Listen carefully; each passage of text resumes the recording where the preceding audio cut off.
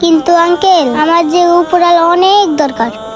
কিছুই তো বুঝতে পারতেছে না, মেয়েটা চায়ের দোকানেও গিয়ে উপরালা কিনতে চাইলো, এখানে এসেও দেখি উপরালা কিনতে চাইতেছে।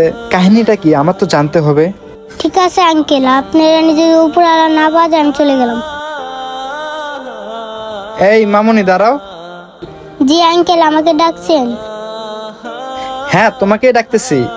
আচ্ছা, তোমাকে দেখলাম ওই চায়ের দোকানে উপরালা খুঁজলা, আবার এই ডাক্তারের দোকানে এসে উপরালা খুঁজতেছো। শোনো মামুনি, কেন তুমি উপরালা খুঁজতেছো? তুমি কি আমাকে একটু সবকিছু খুলে বলবা? আঙ্কেল শুনুন তাহলে, আমি কেন উপরালাকে কেন কিনতে চাইতাছি। হ্যাঁ মামুনি, তুমি বলো কেন তুমি ওই উপরালাকে কিনতে চাইতেছো? আঙ্কেল শুনুন তাহলে, আমার মা না অনেক অসুস্থ। আমি আমার মাকে নিয়ে মেডিকেলে গিয়েছিলাম, ডাক্তার পরীক্ষা করে বলছে ওই উপরালা নাকি আমার মাকে বাঁচাতে পারবে। তাই তো আঙ্কেল, আমি ওই 10 টাকা নিয়ে ওই উপরালাকে কিনতে আইছি।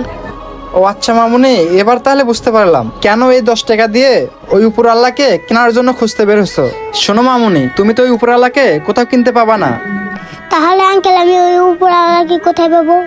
শোনো মামুনি, তুমি ওই উপর আল্লাহকে কোথায় পাইবা? ওই উপর আল্লাহ তোমার আমার সবার মাঝেই আছে। সত্যি আঙ্কেল, ওই উপরালা আমার মাঝেও আছে? জি মামুনি, তোমার মাঝেও আছে। শোনো, তুমি মন থেকে ওই উপর আল্লাহর কাছে দোয়া করবা, দেখবা তোমার দোয়াতে ওই উপর আল্লাহ তোমার মাকে সুস্থ করে দিবে। কি বললেন আঙ্কেল? আমি মনতে দোয়া করলে ওই উপরালা আমার মাকে সুস্থ